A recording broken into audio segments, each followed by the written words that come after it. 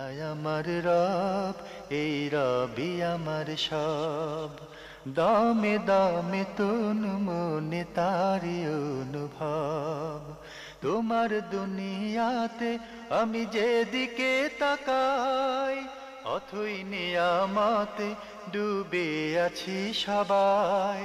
পাক পাখালির গানে শুনি তসবি কলো রব, তসবি কলো রব। আল্লাহ আমার রব, এই রবি আমার। আসসালামু আলাইকুম। প্রিয় দর্শক, আপনারা যারা দেশে আছেন প্রবাসে, সবাইকে জানাই অনেক অনেক প্রীতি ও শুভেচ্ছা। শুরু হলো অ্যান্টিবাই আয়োজিত এবং লাভ হলো নিবেদিত জুমাবারের লাইভ অনুষ্ঠান আপনার জিজ্ঞাসা। আপনাদের সাথে আছি আমি জয়নুল আবেদিন আজাদ। আর আপনাদের মনে জাগা প্রশ্নের জিজ্ঞাসার সরাসরি জবাব দিচ্ছেন বিশিষ্ট আলেম ডক্টর মোহাম্মদ সাইফুল্লাহ। আসসালামু আলাইকুম ওরহমতুল্লাহি ওয়া বারাকাতুহু। প্রিয় দর্শক, আমাদের আজকের প্রাসঙ্গিক আলোচনার বিষয় হেদায়েত। চলুন তাহলে জিজ্ঞাসার আলোকিত ভুবনে আমরা প্রশ্ন নিচ্ছি। আসসালামু আলাইকুম। প্রিয় দর্শক, পরিচয় দিয়ে প্রশ্ন করুন। আমার নাম তাহসিনা, বাড়িঘর থেকে বলছি। জি বলুন। আমার প্রশ্ন হচ্ছে, আমার কিছু টাকা ছিল ইসলামী ব্যাংকে মুদারাব হিসাবে, ওখান থেকে আমার একজন আত্মীয় কর্জ নিয়েছে কিছুদিনের জন্য। এখন সে বলছে আনুমানিক হারে আমাকে ওই 5 মাসের জন্য সে লাভ দেবে। এখন আমার প্রশ্ন, এই লাভ নেওয়া আমার জন্য উচিত হবে কিনা? আপনার প্রশ্নটি কি এরকম, আপনি ইসলামী ব্যাংকে টাকা রেখেছেন? আমি টাকা রেখেছিলাম মুদারাব হিসাবে। না, আপনি ইসলামী ব্যাংকে টাকা রেখেছেন, এখন ওই টাকা তুলে আপনি কাউকে কর্জ দেবেন। হ্যাঁ, কর্জ দিয়ে এবং তিনি আপনাকে লাভ দেবেন, এই তো? উনি বলেছেন যে আনুমানিক হারে আমাকে ওই মাসে লাভ দেবে। এটা নেওয়া ঠিক হবে কিনা, এটাই আমার প্রশ্ন। ধন্যবাদ আপনাকে। পেয়েছেন প্রশ্ন? হ্যাঁ, প্রশ্ন পেয়েছি। ধন্যবাদ ওনাকে। তিনি ইসলামী ব্যাংকে মুদারাবা পদ্ধতিতে অ্যাকাউন্ট করেছিলেন, কিন্তু কোনো আত্মীয় তার কাছ থেকে এটা লোন হিসেবে নিয়েছেন এবং লোন হিসেবে নিয়ে তিনি বলতেছেন যে আমি ওই হারে লাভ দেব। এটি গ্রহণযোগ্য করা জায়েজ হবে কিনা, এটি গ্রহণ করা বৈধ হবে কিনা? না, এটি হারাম, সম্পূর্ণরূপে সুদ। সুতরাং এখান থেকে আপনাকে ফিরে আসতে হবে। আমরা জানলাম। প্রিয় দর্শক, প্রশ্ন নিচ্ছে। আসসালামু আলাইকুম। পরিচয় দিয়ে প্রশ্ন করুন। হলো আপনার এই পরিচয় দিয়ে প্রশ্ন করুন। আমার পরিচয়, আমার নাম খন্দকার সিরাজুল ইসলাম, ফরিদপুর কানাইপুর থেকে বলছি আর কি। জি ভাইয়া বলুন। আচ্ছা, উনি কোরআন শরীফে আরাবিয়ান ছাপায় সূরা ফাতিহার উপরে পেজ দিয়ে লেখা, তাতে আলহামদু জায়গায় উলহামদু হয়, আর বাংলাদেশি ছাপায় হলো জবর দিয়ে লেখা। এটা একটা প্রশ্ন। আর সূরা ফাতিহার আরাবিয়ান ছাপায় হলো বিসমিল্লাহির রহমানির রহিম আপনার আয়াতের ভিতর দিয়ে লেখা, আর বাংলাদেশি ছাপা হলো এটা আয়াতের বাইরে লেখা, অন্যান্য সূরায় যেরকম বিসমিল্লাহির রহমানির রহিম লেখা আছে। এটা দুটো প্রশ্ন। আর একটা প্রশ্ন, আল্লাহ নবীর নামাজ জীবনের শুরুতে শেষ পর্যন্ত কি একই পদ্ধতিতে পড়ছে এবং সেই পদ্ধতিটা কি ছিল? ধন্যবাদ আপনাকে। আপনার প্রথম প্রশ্ন, সূরা ফাতিহা আপনার বিবেচনায় কেউ যার দিয়ে জবর দিয়ে লিখে, কেউ লেখে না, আল অল, তারপর রহিম রাহিম, আয়াতের ভিতরে আয়াতের বাইরে, এই বিভিন্ন বিষয় নিয়ে ওনার প্রশ্ন। উনি যে প্রথম প্রশ্নটি করেছেন সেটি তিনি বলেছেন যে মানে সৌদি আরবের ছাপার মধ্যে তিনি দেখেছেন যে মানে হামজার উপর পেশ দেওয়া রয়েছে। না, এটি ভুল, ওখানে পেশ দেওয়া নেই। পেশ একটু ভালো করে দেখলে পেশের মধ্যে আর ওই যে ইয়েটা দেওয়া হয়েছে, চিহ্নটা দেওয়া হয়েছে, চিহ্নের মধ্যে পার্থক্য রয়েছে। এটা চিহ্নাতুল ওয়াসল বলা হয় থাকে, এটা বলা হয় থাকে আলামাতুল ওয়াসল। আলামাতুল ওয়াসল মানে এই হামজাটা পড়া হবে না, এইটা বোঝানোর জন্য মূলত এই ওয়াসলটা দেওয়া হয়ে থাকে। যাই হোক, এই বিষয়গুলো নিয়ে আমাদের জ্ঞান নিতে হবে। মানে এখানে অনেকগুলো আলামাত রয়েছে যেগুলো অত্যন্ত গুরুত্বপূর্ণ এবং কোরআনে কারীমের সত্যিকার তেলাওয়াতের জন্য, কোরআনে কারীমের উচ্চারণের জন্য খুবই ইম্পর্টেন্ট এই বিষয়গুলো। সেটা বুঝতে হবে। এটা পেশ নয়, এটা পেশ নয়। পেশ আপনি দেখবেন যে পেশ ভিন্ন ধরনের পার্থক্য আছে, ভালোমতো দেখলে ওখানে মানে এই আলামাতগুলো যেগুলো মানে রুমুজ বা এটাকে মানে হারাকাত বা আকার ইকার যেগুলো ব্যবহার করা হয়েছে, যেটাকে আমরা বাংলায় আকার ইকার বলে থাকি, মানে এগুলো যে চিহ্নগুলো ব্যবহার করা হয়েছে, স্বর চিহ্নগুলো যেগুলো ব্যবহার করা হয়েছে, এগুলোর প্রত্যেকটি ভিন্ন ভিন্ন মিনিং রয়েছে এবং শেষে এটা আরবিতে উল্লেখ করা রয়েছে। একটু জেনে নেওয়ার জন্য চেষ্টা করবেন কোনো যোগ্য আলেমের কাছ থেকে। দুই নম্বর যে বিষয়টি সেটা হচ্ছে হ্যাঁ বিসমিল্লাহির রহমানির রহিমকে তারা মূলত কোরআনে কারীমের একটি আয়াত হিসেবে ধরেছেন, যেটি ইমাম তিরমিজি রাহিমাহুল্লাহ তাআলা তার সুনানের মধ্যে বর্ণনা করেছেন এবং শেখ নাসিরুদ্দিন আলবানী রহমতুল্লাহ আলাইহি এই হাদিসটিকে সহিহ বলেছেন। এরই ভিত্তিতে অধিকাংশ ওলামায়ে কেরামের বক্তব্য অনুযায়ী মানে বিসমিল্লাহির রহমানির রহিম সূরা আল ফাতিহা এর মানে অংশ, মানে এই আলোকে মূলত সূরা ফাতিহার মধ্যে প্রথম আয়াত হিসেবে বিসমিল্লাহির রহমানির রহিমকে উল্লেখ করা হয়েছে। বাকি এই মাসআলার মধ্যে বা এই বিষয়ে আলেমদের দ্বিমত রয়েছে। একদল ওলামায়ে কেরাম বলেছেন যে বিসমিল্লাহির রহমানির রহিম সূরা ফাতিহার অংশ নয়, আরেকদল ওলামায়ে কেরাম বলেছেন বিসমিল্লাহির রহমানির রহিম সূরা ফাতিহার অংশ।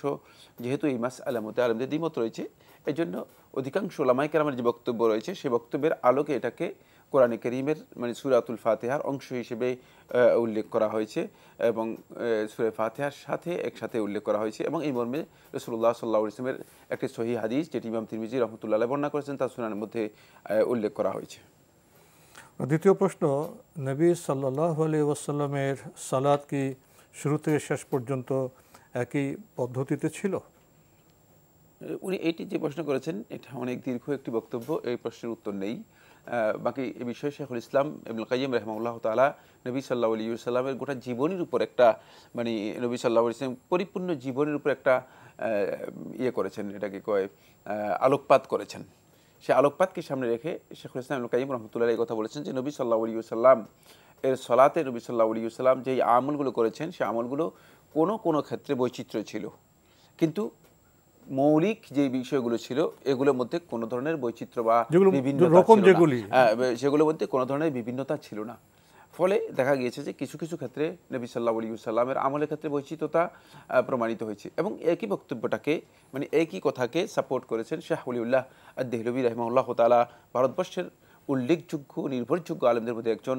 তিনি তার আল ইনসাফের মধ্যে এই কিতাবের মধ্যে তিনি এই বিষয়টাকে প্রাধান্য দিয়েছেন এবং বলেছেন যে মূলত নবী সাল্লাল্লাহু আলাইহি ওয়াসাল্লামের বিভিন্ন আমলের ক্ষেত্রে সালাতের মধ্যে বিভিন্ন আমলে বিভিন্ন পর্যায়ে মানে বৈচিত্র্য সাব্যস্ত হয়েছে, বৈচিত্র্য প্রমাণিত হয়েছে। যে সমস্ত ক্ষেত্রে সুন্নাহ দ্বারা বৈচিত্র্য প্রমাণিত হয়েছে সেগুলোতে আমরা যদি বৈচিত্র্য অনুসরণ করি বা ভিন্ন আমল করি, এতে মানে সালাতের কোনো ধরনের ক্ষতি হবে না, সালাত মানে বাতিল হয়ে যাবে বা সালাত গ্রহণযোগ্য হবে না এমনটি হবে না। কিন্তু যে সমস্ত আমলের ব্যাপারে মূলত বৈচিত্র্যের ব্যাপারে সুস্পষ্ট দলিল নেই, বরং ভুল মানে অথবা জাল দলিল রয়েছে অথবা মানে অনেক অপব্যাখ্যা রয়েছে, সেগুলো মোটেও গ্রহণযোগ্য নয়। সুতরাং এটি একটি দীর্ঘ আলোচ্য বিষয়, দীর্ঘ মাসআলা। এ বিষয়ে সুন্দর একটি রচনা করেছেন শেখ মোহাম্মদ নাসিরুদ্দিন আলবানী রাহিমাহুল্লাহ তাআলা। তিনি একটি কিতাব রচনা করেছেন যে রাসূলুল্লাহ সাল্লাল্লাহু আলাইহি ওয়াসাল্লাম কাইফিয়াতুস সালাতিন নবী সাল্লাল্লাহু আলাইহি ওয়াসাল্লাম, নবী সাল্লাল্লাহু আলাইহি ওয়াসাল্লাম কীভাবে সালাত আদায় করেছেন সেই কিতাবটি যদি আপনি পড়েন তাহলে আপনি পরিপূর্ণ পদ্ধতি জেনে যাবেন। সেখানে সুস্পষ্ট হাদিসের মাধ্যমে সরাসরি যে সমস্ত হাদিস সহিহ সাব্যস্ত হয়েছে সেগুলোর মাধ্যমে নবী সাল্লাল্লাহু আলাইহি ওয়াসাল্লামের সালাত তুলে ধরা হয়েছে। আমরা জানলাম। প্রিয় দর্শক, প্রশ্ন নিচ্ছি। আসসালামু আলাইকুম, পরিচয় দিয়ে প্রশ্ন করুন। আসসালামু আলাইকুম। ওয়ালাইকুম আসসালাম। জি, আমার তিনটা প্রশ্ন। জি। একটা হচ্ছে আলোকপাত অনুষ্ঠানে বলা হয়েছে আল্লাহ হচ্ছে একমাত্র ভরসা, ওইখানে কি আমাদের রাসূলের কথা বললে গুনাহ হবে? জি, আলোকপাত অনুষ্ঠানে বলেছে আল্লাহ একমাত্র ভরসা, এটা তো আমরা জানি। আল্লাহ একমাত্র ভরসা আমাদের। আল্লাহ ভরসা? জি, আল্লাহ একমাত্র ভরসা মানে আল্লাহ একমাত্র ভরসা, এই তো? হ্যাঁ, আল্লাহ একমাত্র ভরসা, ওইখানে কি আমাদের রাসূলের কথা বললে গুনাহ হবে? ও, রাসূল প্রসঙ্গ, আচ্ছা ঠিক আছে। আর মুনাজাতে যদি কোনো ওলি আল্লাহর ওসিলা বলা হয় ওটা কি গুনাহ হবে? আচ্ছা, ধন্যবাদ আপনাকে। উনি আমাদের একটি অনুষ্ঠান হয় যেটা টক শো আলোকপাত, সেখানে বলা হয়েছে আমাদের একমাত্র ভরসা রাখতে হবে আল্লাহর উপরে। উনি বলতে চাচ্ছেন এখানে রাসূল সাল্লাল্লাহু আলাইহি ওয়াসাল্লামকে যুক্ত করলে কি কোনো সমস্যা হবে? সমস্যা তো হবেই।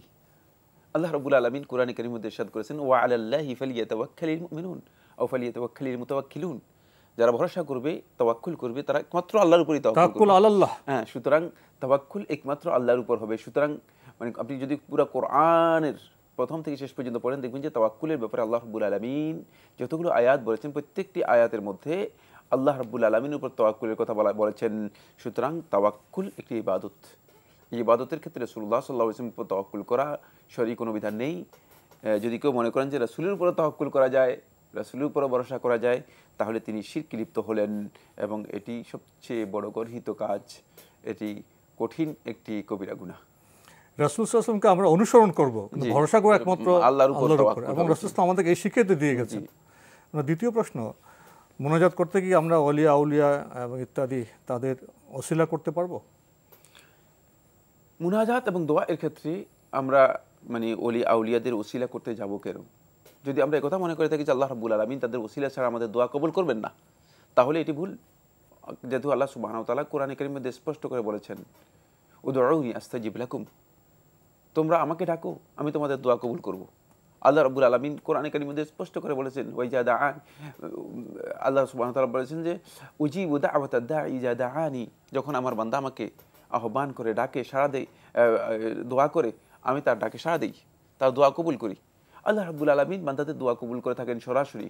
সুতরাং কেন আমরা এই ওসিলার জন্য যাব? মানে এই ওসিলা তখনই প্রয়োজন হতো যদি আল্লাহ রাব্বুল আলামিন বান্দাদের দোয়া কবুল করবেন না, এটাই বান্দা কনফার্ম হতো। তাহলে বোঝা যাচ্ছে যে মূলত আপনি আল্লাহ রাব্বুল আলামিন সম্পর্কে আপনার ধারণা কম, অথবা আল্লাহ রাব্বুল আলামিন ত্রুটিপূর্ণ। আল্লাহ রাব্বুল আলামিনের ক্ষমতাকে আপনি ছোট করছেন, ক্ষুদ্র করছেন। মানে যদি এমনটি হয়ে থাকে তাহলে এটাকে তানাক্কুস ফি হাক্কিল্লাহ, আল্লাহ রাব্বুল আলামিনের হকের ব্যাপারে মূলত এটাকে ত্রুটিপূর্ণ মনে করা, ছোট মনে করা, এটি এক প্রকারের কুফরি এবং ভয়ঙ্কর বিষয়। এজন্য এই কাজ কোনোভাবেই এদিক থেকেও জায়েজ নেই। আরেকটি দিক হচ্ছে, সেটা হলো এই যে এরপর আমরা যাব যে রাসূলুল্লাহ সাল্লাল্লাহু আলাইহি ওয়াসাল্লাম যে আমাদেরকে দোয়া শিক্ষা দিয়েছেন, রাসূলুল্লাহ সাল্লাল্লাহু আলাইহি ওয়াসাল্লাম তো দোয়া করেছেন, না করেননি? সাহাবায়ে কেরাম দোয়া করেছেন কি করেননি? করেছেন। রাসূলুল্লাহ সাল্লাল্লাহু আলাইহি ওয়াসাল্লাম, সাহাবায়ে কেরাম, তবে তাবেঈন যারা ছিলেন, মানে পূর্ববর্তী যাদের আমরা অনুসরণ করব, তারা দোয়া করেছেন। তাদের এই দোয়াতে তারা কি আদৌ কোনো ওলি আল্লাহ কোনো ব্যক্তির ওসিলা দিয়েছেন? মোটেও না, এই ধরনের কোনো ওসিলার বিষয় আসেনি। সুতরাং এখান থেকে প্রমাণিত হয়েছে মূলত দোয়ায়ের মধ্যে এই ধরনের ওসিলার কোনো সুযোগ নেই। এবার আসুন আরেকটি কথা বলবো, সেটা হচ্ছে তাহলে কি রাসূলুল্লাহ সাল্লাল্লাহু আলাইহি ওয়াসাল্লাম আমাদেরকে দোয়ার ব্যাপারে কি শিক্ষা দিয়েছেন? দোয়ার ব্যাপারে রাসূলুল্লাহ সাল্লাল্লাহু আলাইহি ওয়াসাল্লাম আমাদেরকে বলেছেন যে আমরা যেটি ওসিলা করতে পারবো, যেটাকে মানে মাধ্যম করে দোয়া আল্লাহ রাব্বুল আলামিনের কাছে পেশ করব, সেটা হচ্ছে ওয়ালিল্লাহিল আসমাউল হুসনা ফাদউহু বিহা। আল্লাহ রাব্বুল আলামিনের সুন্দর সুন্দর নামগুলো রয়েছে, সেই নামগুলো দিয়ে আল্লাহ রাব্বুল আলামিনের কাছে দোয়া করো, সেই নামগুলোকে ওসিলা করতে পারবো। আল্লাহ রাব্বুল আলামিনের আসমাউল হুসনাকে আমরা ওসিলা করতে পারবো। যেমনিভাবে মানে আমরা আমাদের নিজেদের নেক আমলগুলো, ইবাদতগুলোকে আমরা ওসিলা হিসেবে মানে গ্রহণ করতে পারবো। আমাদের নেক আমলগুলোকে আল্লাহ রাব্বুল আলামিনের কাছে ওসিলা হিসেবে গ্রহণ করতে পারবো, কারণ এই নেক আমলগুলো আল্লাহ তাআলার নৈকট্য লাভ করার জন্য আমরা করেছি। সুতরাং এগুলোকে আল্লাহ রাব্বুল আলামিনের কাছে তুলে ধরে ওসিলা হিসেবে দোয়া করতে পারবো। এটি সালফে সালেহিনের আমল দ্বারা সাব্যস্ত হয়েছে। সুতরাং এমন কোনো কাজ ইবাদত হিসেবে করার সুযোগ নেই, বা ইবাদতের মধ্যে এমন কোনো বিষয় মানে সংশ্লিষ্ট করার সুযোগ নেই যেটি মূলত ইবাদতের বৈশিষ্ট্যে নতুন ধরনের সংযোজন হতে পারে। নতুন সংযোজন হলে সেটা বেদাত হবে, কোনো সন্দেহ নেই। এই কাজটি ইসলামী শরীয়তের মধ্যে মোটেও বৈধ হবে না। একটি বিষয়, বান্দা, আমরা সাধারণ মানুষ নিজেদেরকে এত হীন মনে করি, আল্লাহ থেকে এত দূরবর্তী মনে করি যে আমরা আল্লাহর কাছে সরাসরি চাইলে দোয়া করলে আল্লাহ গ্রহণ করবেন কি না, এই ধারণা ঠিক না। আল্লাহ তো আমাদের ভালোবাসেন, আমরা মানুষকে তো আল্লাহ ভালোবাসেন বলে আমাদেরকে তার ইবাদত করতে বলা হয়েছে, আমরা তার কাছে প্রার্থনা করব, দোয়া করব, সরাসরি আল্লাহর কাছে চলে যাবে। তো এখানে তো কোনো বাধার বিষয় নেই, বাধার প্রশ্নই আসে না। যাদেরকে ওসিলা করা হচ্ছে তারাও তো আল্লাহর বান্দা, আমরাও তো আল্লাহর বান্দা। সুতরাং তাদের বক্তব্য যদি আল্লাহ সুবহানাহু ওয়া তাআলা আল্লাহর বান্দা, সুতরাং মানে আমাদের বক্তব্য কেন শুনবেন না? মানে আল্লাহ রাব্বুল আলামিন বিশ্বাস রাখতে হবে, আমি আল্লাহর কাছে বললে আল্লাহ আমাকে শুনবেন, আল্লাহ আমাকে ভালোবাসেন। স্পষ্ট করে সেটা মানে জানিয়ে দিয়েছেন, সেটা হচ্ছে ইন্নাল্লাযীনা তাদউনাহুম মিন দুনিল্লাহি ইবাদুন আমসালুকুম। তোমরা যাদেরকে মানে আল্লাহ রাব্বুল আলামিনকে বাদ দিয়ে যাদেরকে আহ্বান করতেছো, মানে যাদের কথা, যাদেরকে ওসিলা মনে করতেছো, যাদেরকে তোমাদের জন্য সুপারিশকারী হিসেবে মনে করতেছো, যাদেরকে তোমরা মনে করতেছো তাদের বক্তব্য মানে আল্লাহর কাছে মানে অনেক বেশি গ্রহণযোগ্যতা হবে, ইবাদুন আমসালুকুম, তারাও তোমাদের মতো মানুষ, তোমাদের মতো বান্দা। সুতরাং বান্দা হিসেবে মানে তাদের ওসিলার বিষয়টি আল্লাহ রাব্বুল আলামিন কোনোভাবেই অনুমতি দেননি। আমরা প্রশ্ন নিচ্ছি। আসসালামু আলাইকুম, প্রিয় দর্শক, পরিচয় দিয়ে প্রশ্ন করুন। হ্যালো, আসসালামু আলাইকুম ওয়া রাহমাতুল্লাহ। ওয়া আলাইকুম আসসালাম ওয়া রাহমাতুল্লাহ। আমি আইয়ুব আলী খান বলছিলাম গোয়ালন্দ বাস স্ট্যান্ড থেকে। জি ভাইয়া বলুন। আমি ছোট্ট দুটি প্রশ্ন করতে চাই। আমি একজন নিয়মিত দর্শক আপনাদের এনটিভির, এই প্রশ্নটা আমি করতে থাকি মাঝে মধ্যেই। আগুনে পুড়ে যদি মানুষ মারা যায়, পানিতে পড়ে যদি মানুষ মারা যায়, তাদের হাসরের মাঠে কোনো বিচার হবে কিনা, এবং আমি জুম্মার নামাজের দিন যদি ফজর নামাজ যদি কাজা হয়ে থাকে সেই 2 রাকাত নামাজ আমি কখন পড়বো আমি জানতে চাইছিলাম। আগুনে পুড়ে অথবা পানিতে ডুবে মারা গেলে মানে হাসরের বিচারের জন্য মানে কোনো ধরনের প্রতিবন্ধকতা নেই, কারণ হাসরের ময়দানে এদেরকে উত্থিত করা হবে আল্লাহর বান্দা হিসেবে। যদি সত্যিকার তারা ঈমান এবং আমলের উপর তাদের এই মৃত্যু হয়ে থাকে তাহলে তারা এখানে একটা গ্রেড পাবে। সেই গ্রেডটা হচ্ছে একটা মর্যাদা পাবে, এটাকে দ্বারা যেহেতু শাহাদা বলা হয়ে থাকে, শাহাদাতের গ্রেডটা তারা পাবে। কিন্তু এর জন্য শর্ত রয়েছে, মানে শর্তটা আমি খুব সংক্ষেপে বলে দিচ্ছি, সেটা হলো ঈমান এবং নেক আমলের উপর তাদের মৃত্যু হতে হবে। ঈমান থাকতে হবে, নেক আমলও থাকতে হবে। যদি মানে ঈমান এবং নেক আমলের উপর তাদের মৃত্যু না হয়ে থাকে তাহলে এই গ্রেড থেকে তারা বঞ্চিত হয়ে যাবে, এই গ্রেড পাবে না। এরপর হাসরের ময়দানে তাদের যথারীতি যেভাবে আল্লাহর বান্দাদের বিচার ফয়সালা হবে সেই বিচার ফয়সালা সেই অনুযায়ী হবে এবং এর মধ্যে মানে কোনো ধরনের ব্যতিক্রম কিছুই হবে না।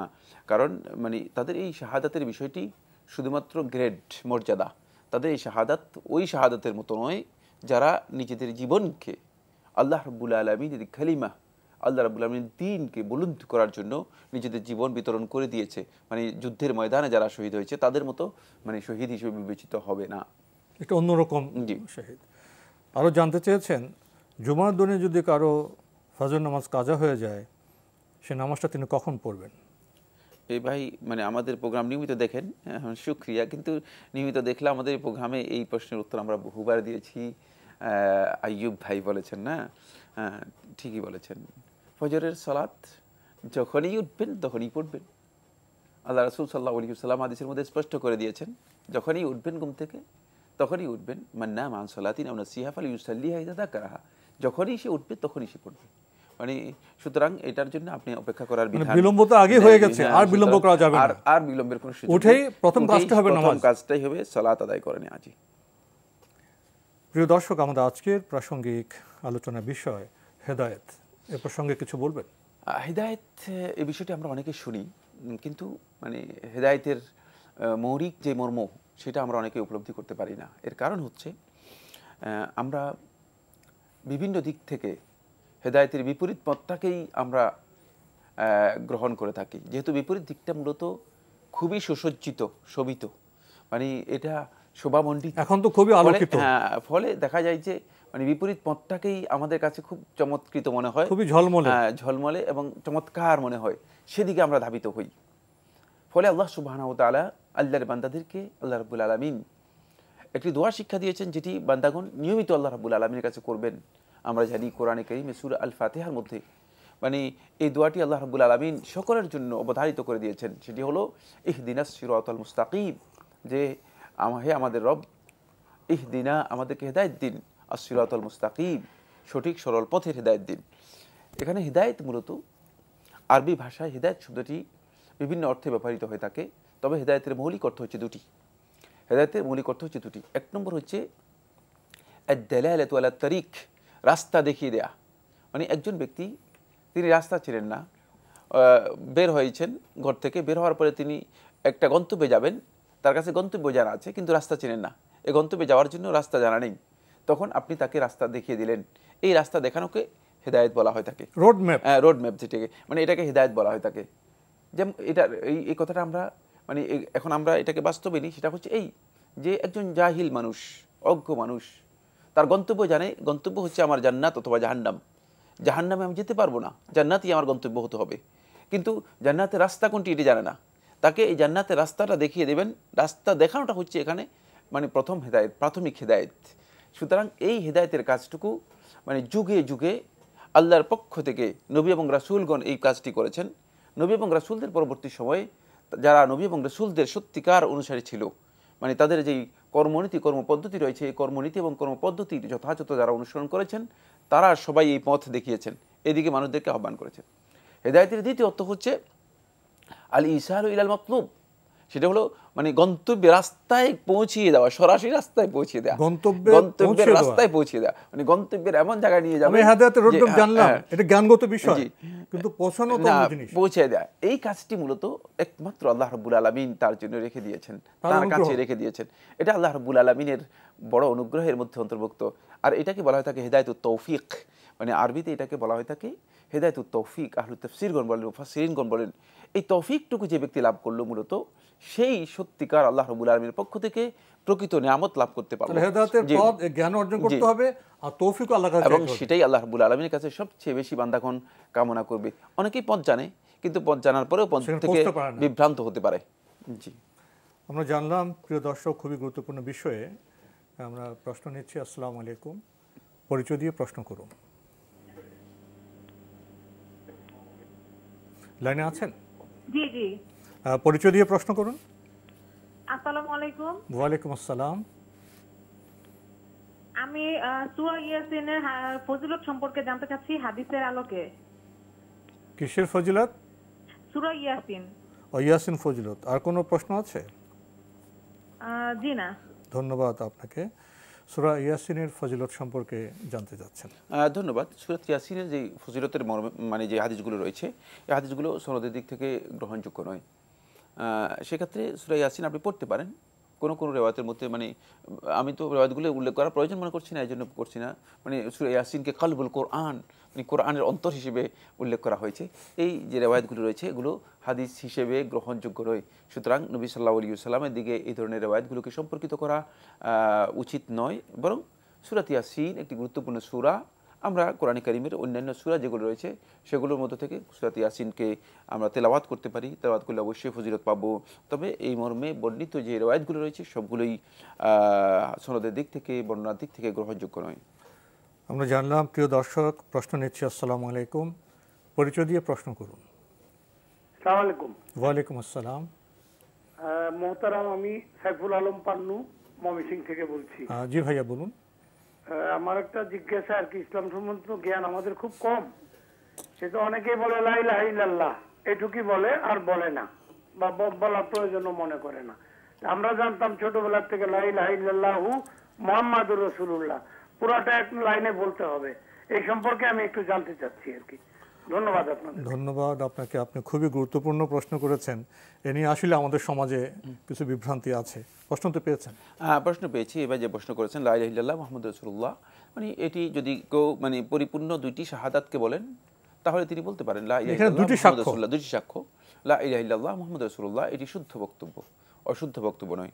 তবে যদি তাওহীদের মানে ঘোষণা দেন অথবা জিকির হিসেবে আপনি যদি মানে জিকির হিসেবে সেটাকে গ্রহণ করতে চান, তাহলে শুধুমাত্র লা ইলাহা ইল্লাল্লাহ এতটুকু হচ্ছে জিকির, যেটি রাসূলুল্লাহ সাল্লাল্লাহু আলাইহি ওয়াসাল্লামের হাদিস দ্বারা সাব্যস্ত হয়েছে। এটাকে তাহলিল বলা হয় থাকে, এটাকে তাহলিল বলা হয় থাকে। যে রাসূলুল্লাহ সাল্লাল্লাহু আলাইহি ওয়াসাল্লাম বলেছেন ফাআকসিরু ফীহিন্না মিনাত তাকবীরি ওয়াত তাহমিদি ওয়াত তাহলিল, যে অধিক পরিমাণে তাহলিল করো। তাহলিলটা হচ্ছে লা ইলাহা ইল্লাল্লাহ এতটুকু পর্যন্ত। এটা হচ্ছে কালিমাতুত তাওহীদ, এটা হচ্ছে কালিমাতুত তাইয়্যিবা। আর শাহাদা হচ্ছে মূলত শাহাদাতাইন, একটা হচ্ছে লা ইলাহা ইল্লাল্লাহ ওয়া আন্না মুহাম্মাদুর রাসূলুল্লাহ, অথবা এটাকে সংক্ষেপ করে শুধুমাত্র লা ইলাহা ইল্লাল্লাহ মুহাম্মাদুর রাসূলুল্লাহ এই কথা বলা হয় থাকে। এই বক্তব্যটি মানে গর্হিত বা নিষিদ্ধ বিষয় নয়, তবে এটি দুটি পার্ট সম্পূর্ণ ভিন্ন, দুটি বৈধ, দুটি সম্পূর্ণ দুটি বিষয়, দুটি সম্পূর্ণ ভিন্ন ভিন্ন পার্ট, একসাথে করার বিষয় নয়। একসাথে মূলত এই বক্তব্যটি মানে গ্রহণযোগ্য নয়। একসাথে রাসূলুল্লাহ সাল্লাল্লাহু আলাইহি ওয়াসাল্লামের কোনো সহিহ হাদিসের মধ্যে এই ধরনের বক্তব্য আসেনি।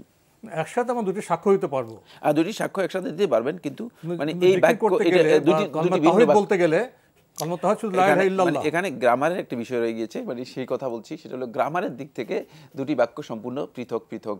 মানে এই জন্য আমাদের মানে এখানে হচ্ছে সবচেয়ে বড় সমস্যা ব্যাকরণের বিষয়। মানে এখানে যদি আপনি মানে দুটি বাক্যকে সম্পূর্ণ ভিন্ন ভিন্ন মনে করে থাকেন বা সম্পূর্ণ ভিন্ন বাক্য, তাহলে ঠিক রয়েছে। কিন্তু মানে গ্রামারের দিক থেকে দুটি বাক্য একসাথ করলে মানে আরবি ভাষার মানে সিস্টেম অনুযায়ী এখানে মাঝখানে ওয়াসাল হবে না ফসল হবে, এই নিয়ে দীর্ঘ বক্তব্য রয়েছে। বিশুদ্ধ বক্তব্য হচ্ছে না, এটি মূলত একসাথে বক্তব্য আসবে না। নবী সাল্লাল্লাহু আলাইহি ওয়াসাল্লামের সহিহ কোনো হাদিস দ্বারা একসাথে এইভাবে সাব্যস্ত হয়নি। আমরা জানলাম। প্রিয় দর্শক, প্রশ্ন নিচ্ছি। আসসালামু আলাইকুম, পরিচয় দিয়ে প্রশ্ন করুন। আসসালামু আলাইকুম। ওয়ালাইকুম আসসালাম। আচ্ছা, আমি খিলগাঁও থেকে দেলাওয়ার হোসেন বলছি। জি ভাইয়া বলুন। আচ্ছা, আমি একটু জানাজার নামাজের বিষয়ে একটু জানতে চাচ্ছিলাম। জি। সেটা হলো জানাজার নামাজে সানা পড়ার পর সূরা ফাতিহা কি পড়তে হবে নাকি না পড়লেও জানাজার নামাজ হয়ে যাবে? ধন্যবাদ আপনাকে। পেয়েছেন তো? জি, প্রশ্ন পেয়েছি। সূরা ফাতিহা পড়তে হবে। সূরা ফাতিহা জানাজার সালাত নয়, সকল সালাতের জন্য অপরিহার্য একটি বিষয়। এটি আহলু তাহকিক মুহাক্কিক উলামায়ে কেরাম বলেছেন সালাতের রুকন। সুতরাং সূরা ফাতিহা ছাড়া সালাত হবে না, এই মর্মে রাসূলুল্লাহ সাল্লাল্লাহু আলাইহি ওয়াসাল্লাম সরাসরি বক্তব্য দিয়েছেন। সরাসরি সহিহ হাদিস, সহিহ বুখারী হাদিসের মধ্যে রয়েছে লা সালাতা লিমান লাম ইয়াকরা বিফাতিহাতিল কিতাব।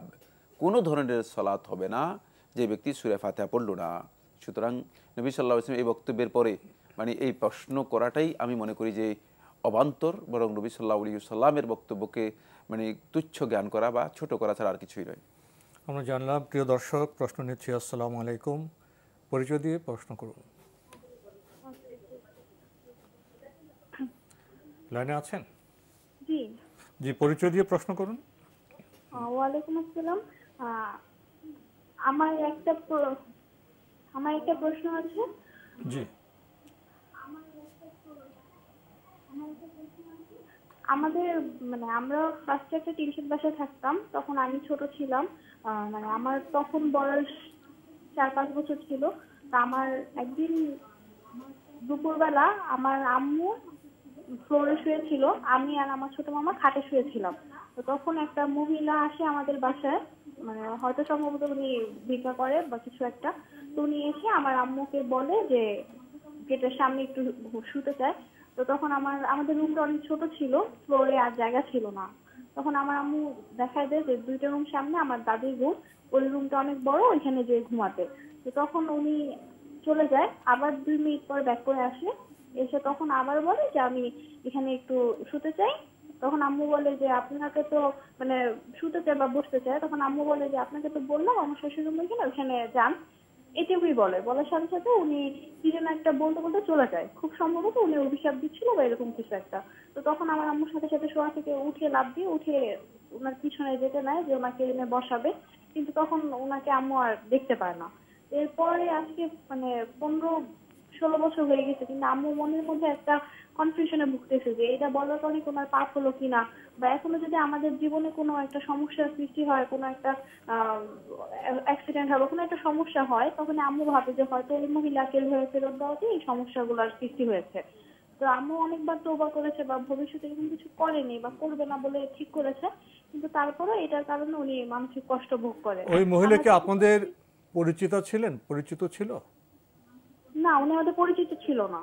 তো আপনার পরিচিত ছিল না, আপনার বাসাতে শুতে চাইবে, এটা একটু অন্যরকম মনে হচ্ছে না? হঠাৎ করেই আসে। আচ্ছা, ধন্যবাদ আপনাকে। পেয়েছেন তো প্রশ্নটি? জি, প্রশ্নটি পেয়েছি। আসলে মানে এই প্রশ্ন থেকে যেটি আমি উপলব্ধি করতে পেরেছি সেটা হচ্ছে এটি মানসিক একটি বিষয়। এটি একটি মানসিক বিষয়। আপনি নিয়মিত সকাল সন্ধ্যা যে আজকারগুলো রয়েছে সেগুলো করুন, 1। 2 নম্বর হচ্ছে যখনই এই ধরনের একটা মানসিক অবস্থা তৈরি হয় তাকে উজু করে আপনি 2 রাকাত সালাত আদায় করবেন এবং সালাতের পরপরই আপনি আয়াতুল কুরসি পড়বেন। সালাতের পরপরই আয়াতুল কুরসি পড়বেন। আর এর জন্য আপনাকে অতিরিক্ত কিছু করতে হবে না এবং এটি আপনার জন্য বা আপনার পরিবারের জন্য কোনো ধরনের ক্ষতির কারণ নয়। একথা মনে করবেন না এর মধ্যে কোনো ধরনের ক্ষতি রয়েছে বা এই কোনো ধরনের ক্ষতি করতে পারবে। দুনিয়ার কোনো মানুষের ক্ষতি করতে পারে না। তাহলে এক্ষেত্রে আমাদের ঈমান দুর্বলতার কারণে মূলত আমরা এটা মনে করেছি যে আমাদের ক্ষতি করতে পারে। আল্লাহ সুবহানাহু ওয়া তাআলা স্পষ্ট করে বলে দিয়েছেন, ওমা হুম বিদাররিনা বিহি ইল্লা বিইজনিল্লাহ। আল্লাহ রাব্বুল আলামিনের হুকুম ছাড়া, আল্লাহ রাব্বুল আলামিনের অনুমোদন ছাড়া দুনিয়ার কোনো মানুষ কোনোভাবেই কোনো মানুষের কোনো ক্ষতি করতে পারে না। সুতরাং এই আকীদা রেখে আপনি অগ্রসর হন, তাহলে দেখবেন যে আপনার এখান থেকে উত্তরণের পথ বেরিয়ে আসবে ইনশাআল্লাহ তাআলা। আল্লাহ সুবহানাহু ওয়া তাআলা আপনাকে সহজ করে দেবেন। এখানে আরেকটি বিষয় যে এলো, অপরিচিত মহিলা বাসা আসবেন, শুতে দিতে হবে, না দিলে গুনাহ হবে, এটা তো কোনো সঠিক ধারণা নয়। ওটা মানসিক বিষয়, জি বলে দিয়েছি। আমাদের আজকের প্রাসঙ্গিক আলোচনার বিষয় হেদায়েত, কিছু বলবেন? জি, হেদায়েতের ব্যাপারে আমরা বলছিলাম যে হেদায়েতুত তৌফিক যেটি আল্লাহ সুবহানাহু ওয়া তাআলা নিজের কাছে রেখে দিয়েছেন। সুতরাং এই হেদায়েতটুকু আল্লাহ রাব্বুল আলামিন এর ফদল, অনুগ্রহ। আল্লাহ সুবহানাহু ওয়া তাআলা বান্দাদের মধ্যে থেকে যাকে খুশি এই হেদায়েতটুকু দিয়ে থাকেন, এমনকি নবী এবং রাসূলগণও মানে এই হেদায়েতটুকু দিতে পারবেন না। ফলে রাসূলুল্লাহ সাল্লাল্লাহু আলাইহি ওয়াসাল্লাম তার চাচা আবু তালেবকে একেবারে মৃত্যুর শেষ মানে মুহূর্ত আগ পর্যন্ত রাসূলুল্লাহ সাল্লাল্লাহু আলাইহি ওয়াসাল্লাম চেষ্টা করেছেন তাকে শুধুমাত্র এই কথা বলার জন্য যে আপনি অন্তপক্ষে কালেমাতুত তাওহীদ, কালেমা তাইয়্যিবার ঘোষণা দিন এবং আমি আল্লাহ রাব্বুল আলামিনের কাছে বলবো যে আপনি বলেছেন। কিন্তু শেষ পর্যন্ত সেটি পারেননি। আল্লাহ রাব্বুল আলামিন কোরআন কারীমের মধ্যে আয়াত অবতীর্ণ করেছেন, ইন্নাকা লা তাহদি মান আহবাবত ওয়ালাকিন্নাল্লাহা ইয়াহদি মান ইয়াশা। আপনি যাকে ইচ্ছা পোষণ করেন তাকে হিদায়াত দিতে পারবেন না। আল্লাহ রাব্বুল আলামিন যাকে ইচ্ছা পোষণ করে থাকে তাকেই হিদায়াত দেন, যাকে ইচ্ছা করেন তাকে হিদায়াত দিয়ে থাকেন। এখানে গুরুত্বপূর্ণ দুইটি পয়েন্ট আলোচনা করব। এক নম্বর হচ্ছে মানে যিনি হিদায়াত প্রাপ্ত হলেন তিনি আল্লাহর এই জমিনের সবচেয়ে বড় নিয়ামত তিনি পেয়েছেন। এজন্য মানে হেদায়েত প্রাপ্ত হওয়ার জন্য মূলত অনেক বেশি জ্ঞানের প্রয়োজন নেই, অনেক বেশি পড়ালেখার প্রয়োজন নেই। কোরআন এবং হাদিসের সমস্ত কিতাব মুখস্থ থাকতে হবে, সমস্ত পড়া মুখস্থ থাকতে হবে, এটি শর্ত নয়। হেদায়েত প্রাপ্ত হওয়ার জন্য মূলত হেদায়েতের পথ অনুসরণ করেছে তাদের দিকে আপনাকে কী করতে হবে, অগ্রসর হতে হবে। সেই ক্ষেত্রে খুবই সুস্পষ্ট বিষয়, সেটা হলো মানে আল্লাহর এই জমিনে সবচেয়ে বড় নিয়ামত সেই ব্যক্তি পেয়েছেন যিনি হেদায়েত লাভ করেছেন। আল্লাহ রাব্বুল আলামিন এই জন্য কোরআনের মধ্যে কথা শিক্ষা দিয়েছেন যে আল্লাহ রাব্বুল আলামিন বলতেছেন, আলহামদুলিল্লাহিল্লাযী হাদানা লিহাযা ওয়া মা কুন্না লিনাহতাদিয়া লাউলা আন হাদানাল্লাহ। যদি আল্লাহ তাআলা আমাদেরকে হেদায়েত না দিতেন তাহলে আমরা কিন্তু কোনোভাবে হেদায়েত লাভ করতাম না। এটা আল্লাহ তাআলার পক্ষ থেকে একটা বড় অনুগ্রহ যে আল্লাহ সুবহানাহু ওয়া তাআলা হেদায়েত দিয়েছেন। দ্বিতীয় নম্বর যে পয়েন্টটি সেটা দেখেন কোরআনে কারীমের আয়াতের মধ্যে, এটি অত্যন্ত গুরুত্বপূর্ণ বিষয়। সেটা হলো এই আল্লাহ সুবহানাহু ওয়া তাআলা আমাদেরকে শিক্ষা দিচ্ছেন ইহদিনাস সিরাতাল মুস্তাকিম। সিরাতুল মুস্তাকিম এর হেদায়েত আল্লাহ রাব্বুল আলামিন চাইতে বলেছেন।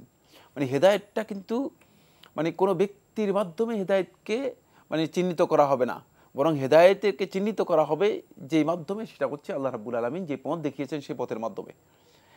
ফলে এরপরে সিরাতুল মুস্তাকিমের পরে আল্লাহ সুবহানাহু ওয়া তাআলা এর পরিচয় করে দিচ্ছেন। এটাকে আল্লাহ রাব্বুল আলামিন এক্সপ্লেইন করতেছেন কিভাবে, সিরাতাল্লাযীনা আনআমতা আলাইহিম, যাদের উপর আপনি অনুগ্রহ করেছেন তাদের রাস্তা। তো এখান থেকে সমস্ত উলামায়ে কেরাম এই তাফসীর করেছেন যে হেদায়েতের পথটি মূলত বিবেচনা করা হবে না ব্যক্তির মাধ্যমে, বরং হেদায়েতকে ব্যক্তি বিচার করতে হবে ব্যক্তিকে দিয়ে, মানে ব্যক্তি আদৌ হেদায়েতের উপর প্রতিষ্ঠিত আছে কিনা। আর আমরা অনেকেই আমাদের অবস্থা এমন যে আমরা এখন ব্যক্তির মাধ্যমেই হেদায়েতটাকে বিচার করি, হেদায়েতটাকে আমরা বিচার করি ব্যক্তির মাধ্যমে। ফলে দেখা যায় যে আমরা বিবেচনা করে থাকি যে মানে অমুক ব্যক্তির মাধ্যমে যে অমুককে অনুসরণ করলেই আমরা হেদায়েত লাভ করব, কিন্তু হেদায়েতের হ্যাঁ তিনি আমাকে হেদায়েতের দিকে নিয়ে যাবেন, এটি কিন্তু হেদায়েতের ক্ষেত্রে সবচেয়ে বড় বিভ্রান্তি। ফলে আল্লাহ সুবহানাহু ওয়া তাআলা কোরআনে কারীমের মধ্যে প্রথমে আমাদেরকে সিরাতুল মুস্তাকিমের কথা বলেছেন, তারপরে সিরাতুল মুস্তাকিমের পরিচয় করে দিয়েছেন আল্লাহ রাব্বুল আলামিন ওই সমস্ত ব্যক্তিদের মাধ্যমে যাদের উপর আল্লাহ সুবহানাহু ওয়া তাআলা হেদায়েতের এই বিশাল নিয়ামত দিয়ে যাদেরকে সমৃদ্ধ করেছেন। জি, আমরা জানলাম। প্রিয় দর্শক, প্রশ্ন নিচ্ছে। আসসালামু আলাইকুম, পরিচয় দিয়ে প্রশ্ন করুন। আসসালামু আলাইকুম। ওয়ালাইকুম আসসালাম। আমি কিশোরগঞ্জের বাজিতপুর থেকে তানভীর বলছি। জি ভাইয়া বলুন। আমার প্রশ্ন হচ্ছে একই বিষয়ে তিনটি প্রশ্ন। প্রথম প্রশ্ন হচ্ছে যে আমরা দীর্ঘদিন ধরে জেনে আসছি, প্রচলিত এমন একটি ধারণা আছে যে হযরত মুহাম্মদ সাল্লাল্লাহু আলাইহি ওয়াসাল্লামের আগের সকল নবী এবং রাসূল দোয়া করতেন ওনারা যেন সবাই শেষ নবীর উম্মত হতে পারেন, এবং আল্লাহ পাক শুধুমাত্র হযরত ঈসা আলাইহিস সালামের দোয়া কবুল করেছেন। এই বিষয়টা সত্য কিনা? আর দ্বিতীয় প্রশ্ন হচ্ছে হযরত ঈসা আলাইহিস সালাম যখন আগমন করবেন দুনিয়াতে, তখন কি তিনি নবী হিসেবে আগমন করবেন না আমাদের এই নবীর উম্মত হিসেবে আগমন করবেন? যেহেতু সালাত আদায় করবেন আমাদের শেষ নবীর উপর অবতীর্ণ ওহী দ্বারা, কোরআন দ্বারা। এটা একটা। আরেকটা হচ্ছে মর্যাদার দিক থেকে হযরত ঈসা আলাইহিস সালাম এবং ইমাম মাহদী আলাইহিস সালামের তারতম্যের কে উপরে থাকবেন? এই তিনটি হচ্ছে আমার প্রশ্ন। ধন্যবাদ আপনাকে। নবী সাল্লাল্লাহু আলাইহি ওয়াসাল্লামের শেষ নবীর উম্মত হতে চেয়েছিলেন ঈসা ইসলাম, ঠিক আছে কিনা? প্রথম যে প্রশ্নটি করেছেন সেটি হচ্ছে যে প্রচলিত একটি কথা আছে যে সমস্ত নবী এবং রাসূলগণ আল্লাহ রাব্বুল আলামিনের কাছে দোয়া করেছেন শেষ নবীর উম্মত হওয়ার জন্য, এবং ঈসা আলাইহিস সালাতু ওয়াস সালাম এই দোয়া করেছেন। আল্লাহ সুবহানাহু ওয়া তাআলা ঈসা আলাইহিস সালাতু ওয়াস সালামের দোয়াকে কবুল করেছেন, বাকি নবী এবং রাসূলদের এই দোয়া কবুল করেননি। এটি প্রচলিত একটি বক্তব্য, কিন্তু এই বক্তব্যের কোনো ভিত্তি নেই, ভিত্তিহীন একটি বক্তব্য। মানে সহি কোনো ধারার মাধ্যমে অথবা বক্তব্যের নস্যের মাধ্যমে এটি সাব্যস্ত হয়নি। সুতরাং এই ধরনের বক্তব্য দিতে হলে অবশ্যই সুস্পষ্ট সহি হাদিস থাকতে হবে, সুস্পষ্ট দলিল থাকতে হবে। এখানে কোনো সুস্পষ্ট দলিল আছে আমার জানা নেই, এ পর্যন্ত কোনো নস সুস্পষ্ট আমি দেখিনি। দ্বিতীয় যেটি সেটা ঈসা আলাইহিস সালাম আগমন করবেন, অবশ্যই ঈসা আলাইহিস সালাম আগমন হবে, কিন্তু ঈসা আলাইহিস সালাম আগমন হবে এই কথা এর অর্থ এই নয় যে ঈসা আলাইহিস সালাম মানে উম্মত হয়ে আগমন করবেন। ঈসা আলাইহিস সালাম হিসেবে আগমন করবেন, নবী হিসেবে। তিনি যেহেতু মাবউস হয়েছেন নবী, আল্লাহ রাব্বুল আলামিন তার নবুয়তের বিষয়টি মানে তার উম্মতের জন্য মানে তিনি নবী, কোনো সন্দেহ নেই। কিন্তু পরবর্তী সময়ে তিনি যখন আগমন করবেন, তার আগমনটুকু নবী হিসেবে তিনি আগমন করবেন। কিন্তু শরীয়ত যেহেতু তার মানে তার যে শরীয়ত রয়েছে, শরীয়ত যেহেতু মনসুখ হয়ে গিয়েছে, রহিত হয়ে গেছে, তিনি সেই শরীয়তের অনুসরণ করবেন না। এই উম্মতের মানে যে শরীয়ত আল্লাহ রাব্বুল আলামিন প্রচলিত যে শরীয়ত রয়েছে সেই শরীয়ত তিনি অনুসরণ করবেন। এই কথার অর্থ এই নয় যে তিনি মানে উম্মত হয়ে গেছেন মানে এবং নবী হিসেবে আসবেন, সর্বশেষ ওহীর অনুসরণ করবেন। একেবারেই মানে মাহশার পর্যন্ত তিনি আল্লাহ রাব্বুল আলামিনের পক্ষ থেকে নবী এবং রাসূল হিসেবে প্রেরিত হয়েছেন, যেহেতু তার উপর একটি কিতাব অবতীর্ণ হয়েছে, ইনজিল। সুতরাং তিনি সম্মানিত এবং নবী এবং রাসূল হিসেবে মূলত মাহশার পর্যন্ত তিনি নবী এবং রাসূল থাকবেন। শেষ প্রশ্ন, ঈসা ইসলাম এবং ইমাম মাহদীর মধ্যে মর্যাদা দিক থেকে কে উচ্চতর?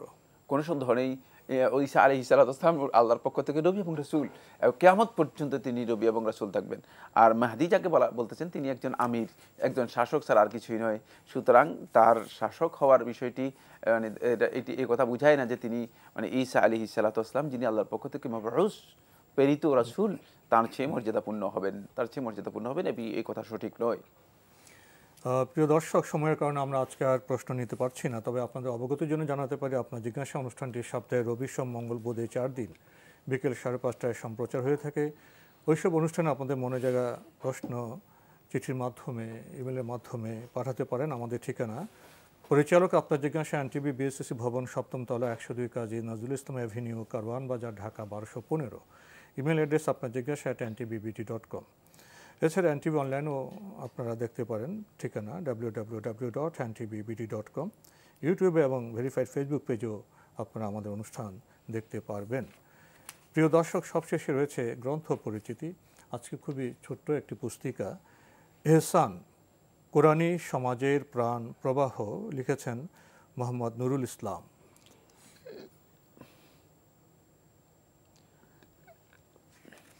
এই গ্রন্থটি প্রকাশ করেছে বাংলাদেশ কোরআন শিক্ষা সোসাইটি, দাম মাত্র 15 টাকা। ছোট্ট অথচ খুবই গুরুত্বপূর্ণ এই পুস্তিকার সূচিতে রয়েছে এহসানের অর্থ ও তাৎপর্য, এহসান আনুগত্যের সর্বোচ্চ স্তর, এহসান শান্তি, সার্বজনীন কল্যাণ, সহানুভূতি ও পারস্পরিক সহযোগিতাপূর্ণ সমাজের অনন্য বৈশিষ্ট্য, আল্লাহর বিধানের মাধ্যমে এহসানের সমাজ প্রতিষ্ঠা সম্ভব, হেদায়েত জীবন বিধানের নিয়ামত, মানব জাতির জন্য আল্লাহর সবচেয়ে বড় এহসান, সৎ নেতৃত্বই এহসানের সমাজ গড়ার মূল হাতিয়ার। আরও চমৎকার সব বিষয় রয়েছে এই গ্রন্থে। এই গ্রন্থটি যদি আপনারা পেতে চান যোগাযোগ করতে পারেন 01753422296। আবারও বলছি 01753422296। এহসান, কোরআনী সমাজের প্রাণ প্রবাহ। যদি সংক্ষেপে কিছু বলতেন। ইহসান আমরা জানি ইসলামের সর্বোচ্চ বা এই দিনের সর্বোচ্চ যে স্টেজ রয়েছে, স্টেজের নামই হচ্ছে ইহসান। এবং আল্লাহ রাব্বুল আলামিন পছন্দ করেন যাদেরকে ভালোবাসেন তাদেরকে আল্লাহ রাব্বুল আলামিন মুহসিনিন বলেছেন কোরআনের মধ্যে। সুতরাং ইহসানের এই বৈশিষ্ট্য যতক্ষণ পর্যন্ত এই মানে বৈশিষ্ট্য এবং এই মানে পর্যায়ে বা স্তরে আমরা উত্তীর্ণ হতে না পারবো, ততক্ষণ পর্যন্ত মূলত আমরা সর্বোচ্চ স্তর উঠতে পারবো না, উন্নীত হতে পারবো না। এই জন্য আমাদের প্রচেষ্টা থাকতে হবে আমরা যাতে করে ইহসান পর্যন্ত পৌঁছতে পারি। এটি মূলত ইহসানের মূল কথা এবং এই বইয়ের মধ্যে সেদিকেই কিছু কথা আলোচনা করা হয়েছে। আমরা দেখব কোরআনে কারীমের অসংখ্য আয়াতের মধ্যে আল্লাহ সুবহানাহু ওয়া তাআলা ইহসান এবং মুহসিনিনদের কথা উল্লেখ করেছেন। তো আজকে আমাদের এখানে শেষ করতে হচ্ছে। আপনাকে অনেক ধন্যবাদ। আপনাকে অশেষ ধন্যবাদ। প্রিয় দর্শক, আমরা গ্রন্থের সাথে পরিচিত হই। আমাদের লক্ষ্য আমরা গ্রন্থ পাঠের মাধ্যমে আলোকিত হব। ছোট্ট অনুষ্ঠানে আমরা কতটুকুই বা বলতে পারি আর আপনারা কতটুকুই বা জানতে পারেন। আসুন আমরা গ্রন্থ মনস্ক হই। দেখা হবে ইনশাল্লাহ আগামী জুমাবার একই সময়ে। প্রিয় দর্শক, মহান আল্লাহ আমাদের সবাইকে নিরাপদে রাখুন, রাখুন শান্তিতে। আসসালামু আলাইকুম। আল্লাহ আমার রব, এই রবি আমার সব, দামে দামে তুন মনে তারি অনুভব। আল্লাহ আমার রব, এই রবি আমার সব।